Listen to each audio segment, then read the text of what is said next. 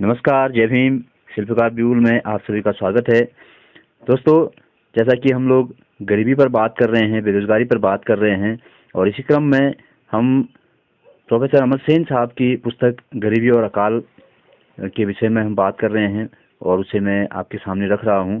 तो आज इस वीडियो में अमर सेन साहब ने जो इस पुस्तक की भूमिका लिखी है उसको हम देखते हैं। सेन साहब लिख रहे हैं कि गरीबी के विषय में बहुत सी बातें तो स्पष्ट ही होती हैं। इनके नग्नतम स्वरूप को जानने एवं इसके उद्गम स्रोत को पहचानने के लिए न तो किसी सुविकसित कसौटी की आवश्यकता है, न किसी चातुर्यपूर्ण मापन कला, और न ही गहरी छानबीन की।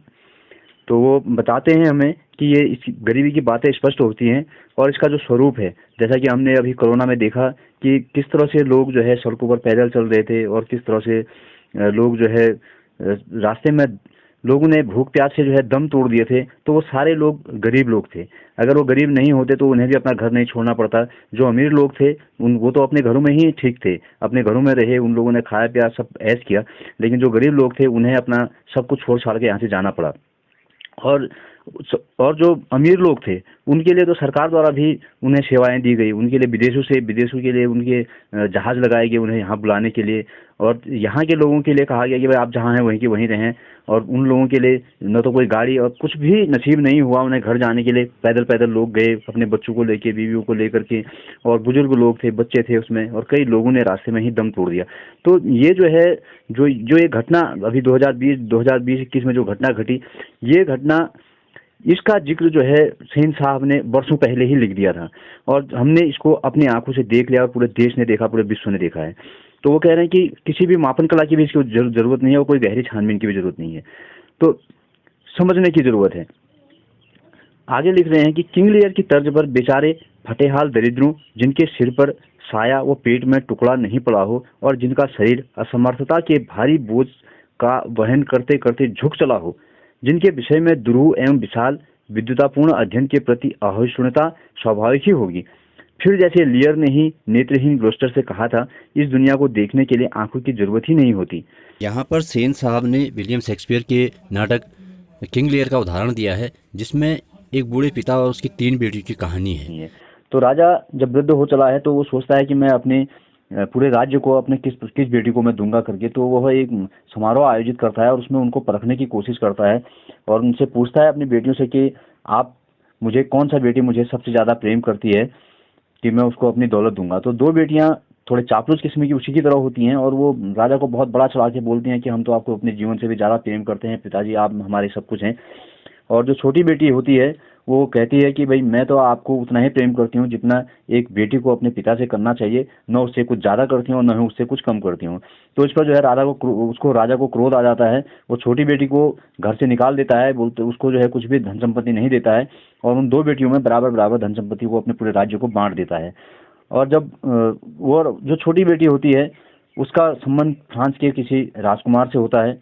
वो राजकुमार उसे अपने साथ ले जाता है, उससे शादी कर लेता है, और 2 बेटियां जो है वहीं पर उसी राज्य में अलग अलग रहने लगती हैं। तो राजा जो है पहली बेटी के साथ, बड़ी बेटी के साथ रहता है, और कुछ दिन रहने के बाद में वो बेटी जो है उससे तंग आ जाती है। बोलती है कि भाई तुम राजा थे, आज तक तुमने जैसा हुक्म चलाया था वो अलग बात थी, लेकिन आज आप मेरे वहाँ रह रहे हैं तो आप मेरी मर्जी के हिसाब से चलेंगे। तो ये बात जो है किंग लियर को जो है सही नहीं लगती है, और वो जो है दूसरी बेटी के पास जाते हैं। इससे पहले कि उस बेटी के पास पहुंचते, बड़ी बेटी खत से जो है उस बेटी को सूचित कर देती है कि इस तरह से पिताजी ने बहुत परेशान किया है, अब वो तेरे पास आ रहे हैं।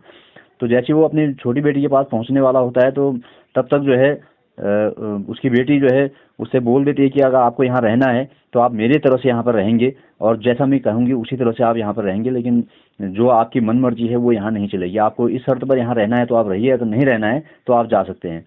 तो किंग लियर जो है परेशान हो जाता है और वहाँ से वापस चला जाता है। तो जा करके उनके कोई मित्र होते हैं ग्लस्टर, तो वो उनके पास जाते हैं। तो ग्लस्टर जब उनकी बात सुनते हैं तो उन्हें बहुत बुरा लगता है, और वो उनकी बेटियों और उनसे जो है उसका विरोध करते हैं कि भाई आपने जो है अपने पिताजी के साथ सही नहीं किया। ग्लस्टर जब विरोध करता है कि इन बेटियों ने सही नहीं किया, तो ग्लस्टर को उसकी सजा के रूप में उनकी दोनों आंखें फोड़ दी जाती हैं। जब ग्लस्टर की दोनों आंखें फोड़ दी जाती हैं तो वो नेत्रहीन हो जाते हैं। अब तब वो कह रहे हैं तब वो किंग लेयर से कह रहे हैं कि इस दुनिया को देखने के लिए आंखों की जरूरत ही नहीं होती है, ये दुनिया तो बिना आंखों के भी देखी जा सकती है। तो आगे वो लिखते हैं कि वस्तुतः गरीबी एवं फटेहाली या दुर्दशा की अवस्था में कुछ भी छिपा हुआ नहीं होता, सब कुछ पूर्णतः सुस्पष्ट रहता है। किंतु गरीबी से जुड़ी हर बात इतनी सरल भी नहीं होती। जैसे ही हम गरीबी के अत्यंत निकृष्ट या नग्नतम स्वरूप से जरा सा परे हटते हैं, गरीबी की पहचान एवं गरीबी का निदान दोनों ही जटिल हो जाते हैं। जैसे हम थोड़ा सा भी अगर हम अपने मतलब उसके स्वरूप से थोड़ा सा भी परे हम हटेंगे कि हम यहाँ ये अगर हम सोच रहे हैं कि भाई एक मजदूर है और उसे जो है आज 500 रुपये 400-500 रुपये उसे मजदूरी मिल रही है, वो तो महीने में 12,000 रुपये कमा लेता है, तो हम ये सोचते हैं कि भाई वो तो अमीर हो गया। लेकिन हम ये नहीं देखते हैं कि एक मजदूर है, उसे 400 रुपये मजदूरी मिल रही है और उसे जो है महीने में हम अगर ये देखें कि महीने में उसे 10 या 12 दिन या 15 दिन काम मिलता है, तो हम उसकी स्थिति को समझ पाएंगे। लेकिन अगर हम ये सोचेंगे कि उसे जो 400 रुपये पर डे मिल रहा है तो उसे तो 12,000 हो जाता है, लेकिन वो 12,000 नहीं कमाता है, वो महीने में 3-4 हज़ार रुपये ही कमा पाता है। तो यहीं पर यह है कि वो दोनों ही जो है, हम उसकी पहचान भी और उसका निदान भी हमारे लिए दोनों ही जटिल हो जाएंगे, हम थोड़ा सा परे अगर हटेंगे तो। यहाँ अनेक विधियों का प्रयोग हो सकता है, जैसे जैव शास्त्रीय अपर्याप्तता या सापेक्ष अभाव आदि का। प्रत्येक विधि से जुड़ी हुई कुछ तकनीकी समस्याएं भी होती हैं। फिर गरीबी के व्यापक चित्रण के लिए तो गरीबों की पहचान से आगे भी बहुत कुछ जानना होगा, उनकी पहचान से भी आगे जानना होगा। जिन्हें गरीब माना गया है, उन्हीं के लक्षणों के सामूहिक स्वरूप को व्यक्त करने में भी लक्षणों के समूहन की समस्या सुलझानी पड़ सकती है।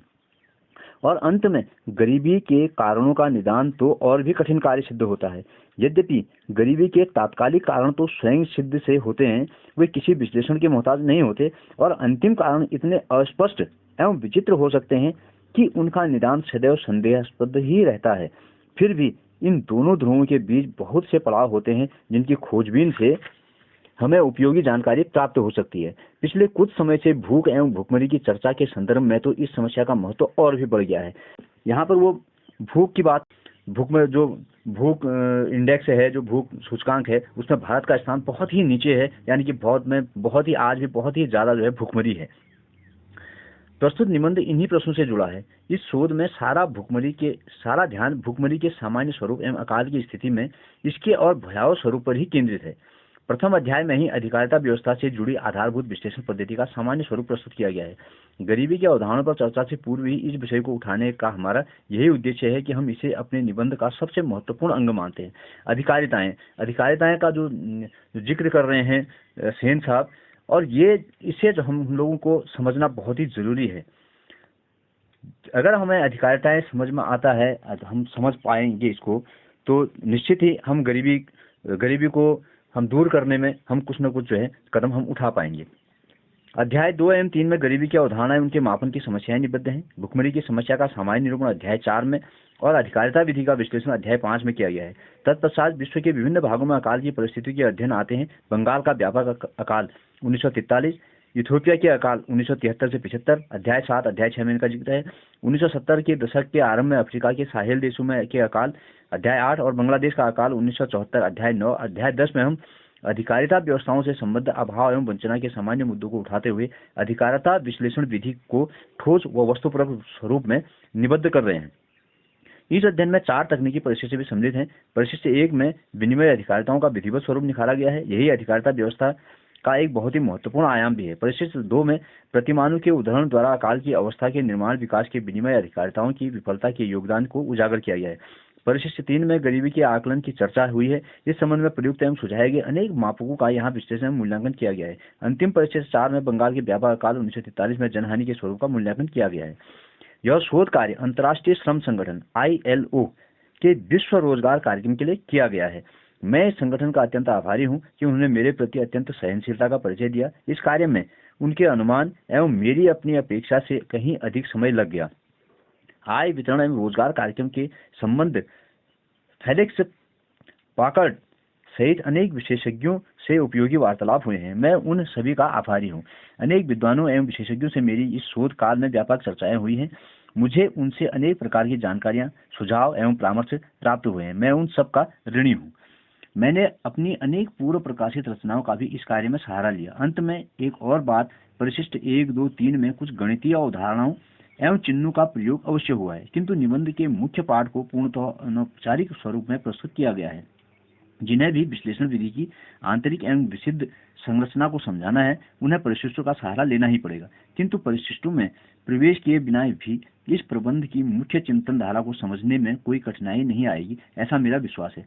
इस पुस्तक की विषय वस्तु के महत्व को देखते हुए मेरा प्रयास है कि यह अधिक से अधिक पाठकों को सुलभ एवं बोधगम्य हो सके। संभवतः यह मेरा आत्माभिमान ही है कि मुझे लगता है कि इस निबंध में उठाए गए अनेक मुद्दे व्यवहारिक नीतियों के निर्धारण में भी उपयोगी सिद्ध हो सकते हैं। अमित सेन साहब, तो ये सेन साहब द्वारा लिखी हुई इस पुस्तक की भूमिका है। इसके बाद हम अगले वीडियो में हम गरीबी और अधिकारिताएं से इसको शुरू करेंगे और मुझे उम्मीद है कि आप लोगों को यह समझ में आ रहा होगा। अगर वीडियो आपको पसंद आया तो इसे लाइक करें, चैनल को सब्सक्राइब करें और घंटी वाले बटन को दबाएं तथा कमेंट जरूर करें। धन्यवाद।